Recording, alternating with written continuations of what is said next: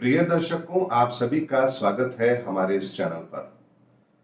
दर्शकों, पिछले कुछ दिनों में बाबा रामदेव जी ने ऐसे कुछ बयान जरूर दिए हैं जिसकी वजह से भारत के अंदर आयुर्वेद और एलोपैथी को लेकर के कुछ कंट्रोवर्सी ने यहां पर जन्म लिया है। ऐसे में हमारे बहुत सारे दर्शक जो कि आयुर्वेद को फॉलो करते हैं, उनको भी बड़ी पीड़ा हुई है कि इस तरह का यहां पर माहौल नहीं होना चाहिए, क्योंकि इससे धक्का लगता है आयुर्वेद के प्रयासों को। और बहुत से हमारे डॉक्टर्स थे, उन्होंने भी कहा कि इस तरह की बयानबाजी नहीं होनी चाहिए, क्योंकि ऐसे वर्तमान समय के अंदर जब इतना खतरनाक पैंडेमिक चल रहा है, ऐसे में लोगों का विश्वास यदि एलोपैथी के प्रति खराब किया जाएगा तो ये भी अच्छी बात नहीं है। दर्शकों, बात दोनों की अपनी अपनी जगह ठीक है, लेकिन एक छोटे से समझ का फर्क है कि यहां पर हम एलोपैथी और आयुर्वेद को अलग अलग दृष्टिकोण से देखते हैं।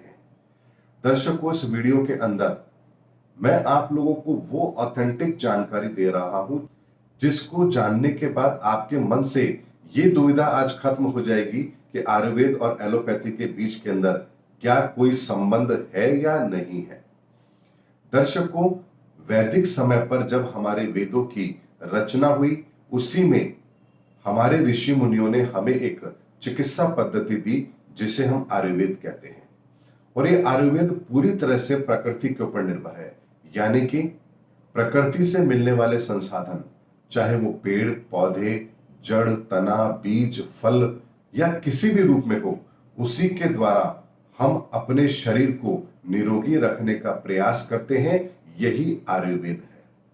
इसके अंदर प्रकृति से मिलने वाली चीज के अलावा किसी भी और चीज का उपयोग नहीं किया जाता है।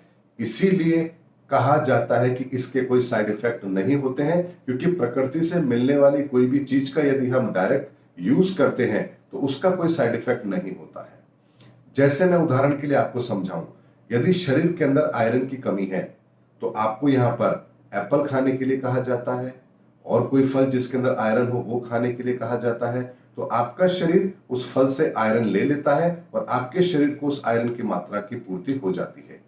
कैल्शियम की कमी है तो आपको कैल्शियम के जो सोर्सेस हमारे पेड़ पौधों के अंदर मौजूद है या जिन वनस्पतियों में मौजूद है, उसका सेवन किया जाता है, हमारे शरीर के अंदर कैल्शियम की पूर्ति हो जाती है। लेकिन यहां पर बयान कुछ ऐसा था बाबा रामदेव जी का जो यहां पर कुछ कंट्रोवर्सी पैदा करता है।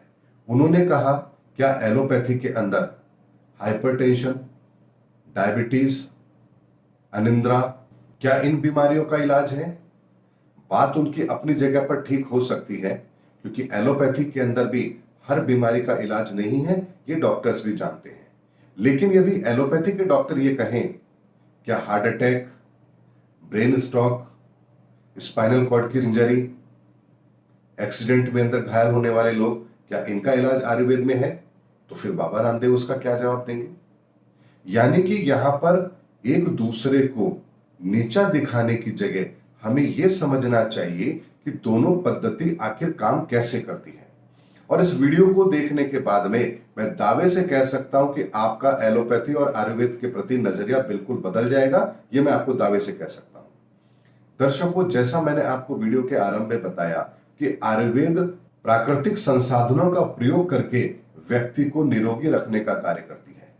लेकिन यह व्यक्ति को निरोगी रखने का कार्य करती है यदि हम आरंभ से ही आयुर्वेद को फॉलो करें, तो हम रोगी होंगे ही नहीं, और कभी होंगे भी तो उन उपचारों को लेकर के हम यहां पर ठीक भी हो जाएंगे।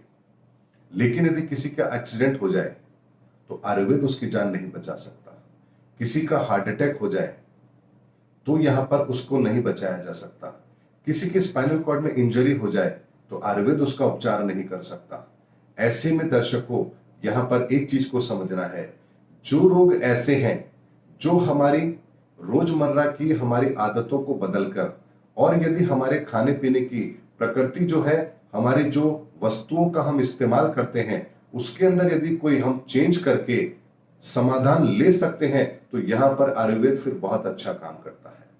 लेकिन अकस्मात घटनाओं के अंदर आयुर्वेद हमारी कोई मदद नहीं कर सकता है।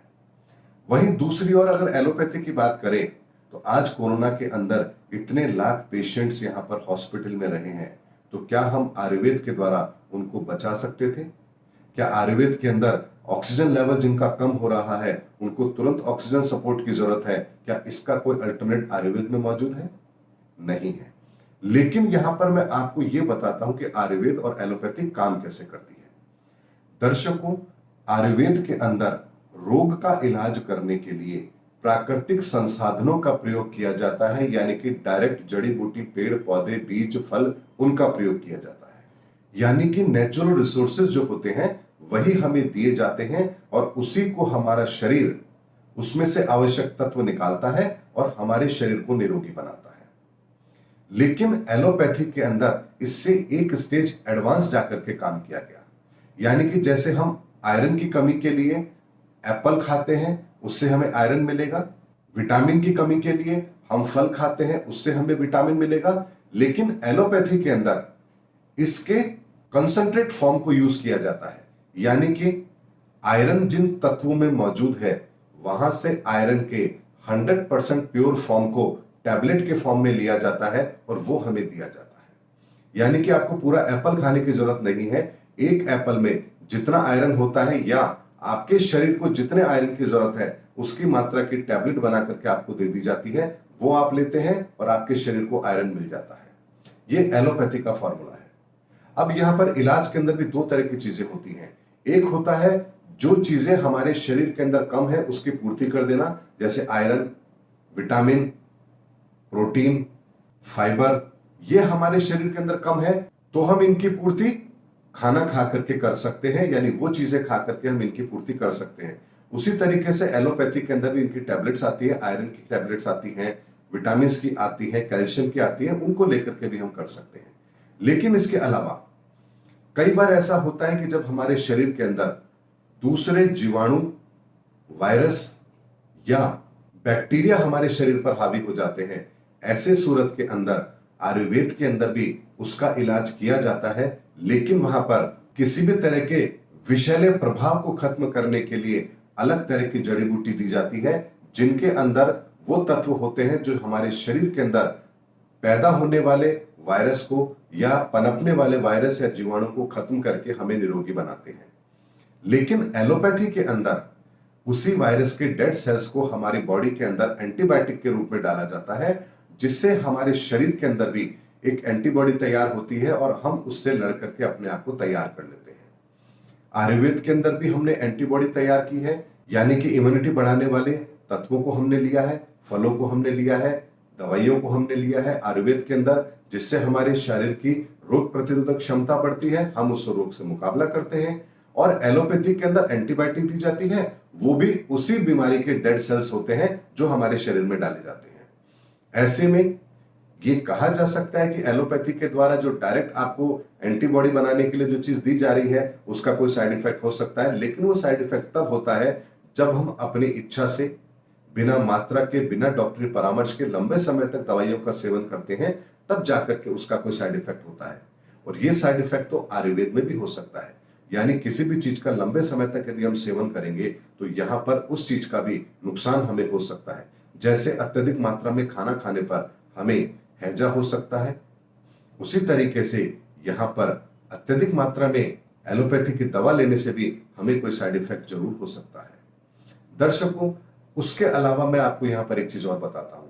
जैसा आप लोगों ने समझा कि आयुर्वेद के अंदर डायरेक्ट रिसोर्सेज को यूज किया जाता है, एलोपैथी के अंदर उसके कंसंट्रेट फॉर्म को यूज किया जाता है, और वहीं पर तीसरी चिकित्सा पद्धति और आती है जिसे हम कहते हैं होम्योपैथी।